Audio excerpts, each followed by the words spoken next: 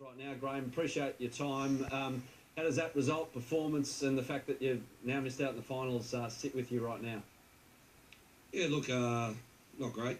At the end of the day, the most frustrating thing for me is that, I always push for high standards and we haven't reached those standards. And at the moment, it's a great lesson for myself for character building, for seeing how the characters react in the dressing room. And, it's the first time I've been through this, and believe it or not, I'm enjoying it.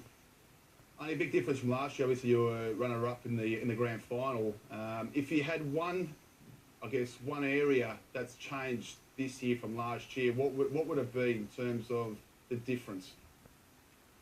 Look, it's simple for me. I threw a lot of faith in Alex Bross to be the number 9, and he's got injured in the 9 games he played. He scored 5 or 6 goals.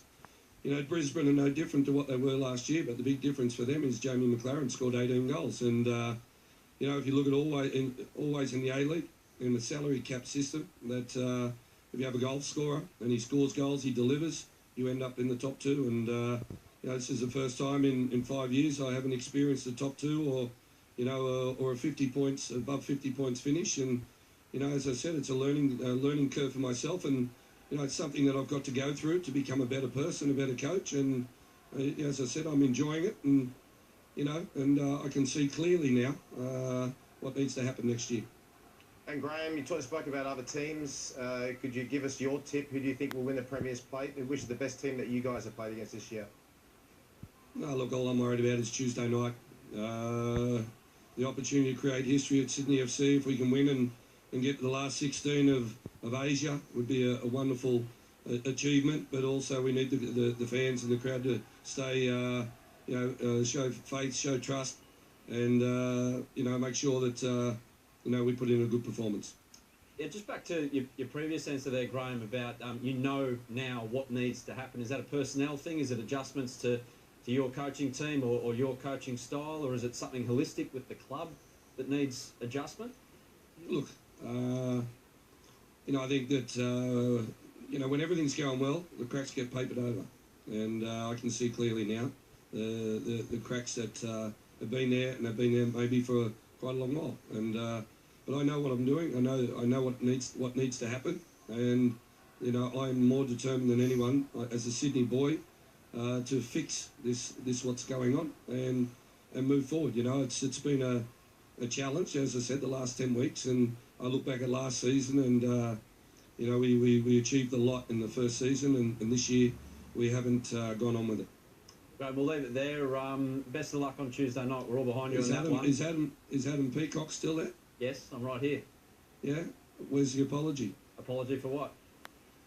For me not doing a live interview for the last 4 weeks. Well, I've had 2 afternoon games, and the coaches never do a live interview after afternoon games. And you said I've been hiding. The last 3 times that we've had a 7:30 game with you involved, I've counted. No. You've had the opportunity to talk to us here at the desk, and I said last week, it is completely your prerogative to talk to us, and if you didn't want to talk to us, that's fine, but you preferred to do the interview at the ground, which was okay with us here at Fox Sports. That's what I was asked to do, Adam. Anyhow, have a good evening. Yep, you too, Graham. No problems. Interesting. Well, he was asked, I think he was asked more than 3 occasions, actually. I think it was... Anyway, we won't go to that. The only problem I've got with what Graham said during that interview, to be honest, with the exception of at the end, was that he thought that he was enjoying this moment in time. And I really don't know how you can enjoy being out of the top 6. I really don't know how the supporters can enjoy that as well. I understand he's got a massive challenge. And he's, as he said quite clearly, he's never been in this situation throughout his whole career. But I don't know how the supporters are going to go down with hearing the fact that he's enjoying being 7th. In a 10-team competition as well. I guess the other thing is that it's tough. As a fan, and I ask this quite regularly, do you prefer wins and points, 3 points and trophies over style? And funnily enough, the majority actually want to watch a good brand of football. Obviously, if you can get both of those together, it makes for success. Right? But there is no magic wand, and it's a really tough thing to do. Knowing that the amount of players that are playing in the competition, there aren't too many to pick from, particularly the local-based players.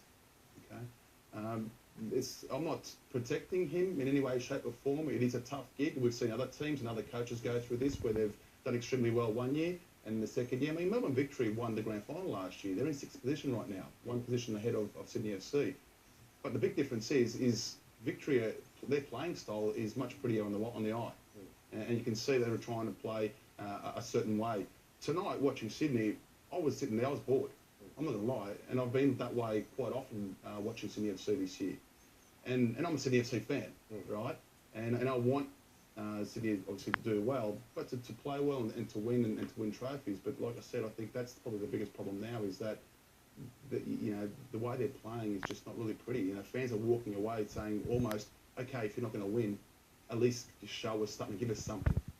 Just on that situation with the Grey Martel, he made it sound like that I was involved in, and I was the only one involved somehow. I don't know how. Here's the situation. You might be totally bored by this, and quite frankly, we are, but we've got to clear it up. What has happened? 7:30 game here on Fox Sports. We interview the coaches here on the panel. For the last 3 times, I swear, 4 times, I'm going to say 3 because I counted 3. No, I swear on my kids' lives. Okay.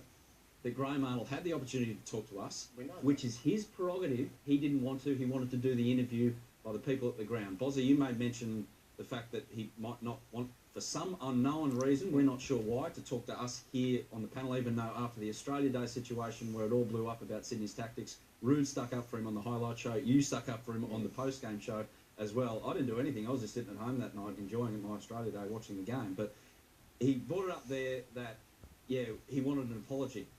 I'd apologise if we had something to apologise for. I don't know what for. So, sorry, Graham, I apologise. I think. I'm not sure what for, but anyway, that's the way it goes. As I said at the top there, it's kind of semantics. It's not about the football. No, it's not. It is about the football. Yeah. It should be about the football. No, it has to be put. It had to be put straight, and you're exactly right for saying that.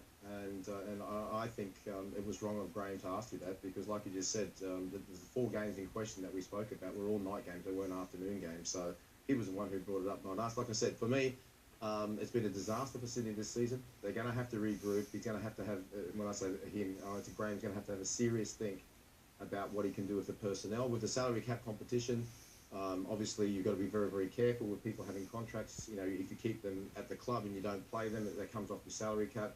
So he's going to have a massive think about what's going on at the club. But for them not to be in the top 6 is a disaster for them. But really, we should be talking about the teams that are there. It's quite clear in his thoughts, and he said that to us as well. So there's nothing to think about. It was quite clear. And you asked him the question, what actually needs changing? I didn't want to answer that, but it's quite clear in his thoughts that what he wants to do and what needs to change. So let's see. And once again, he doesn't need to answer that question. He kept it to himself, and we'll wait and see it. We'll see over the next 6 to 9 months what exactly will happen.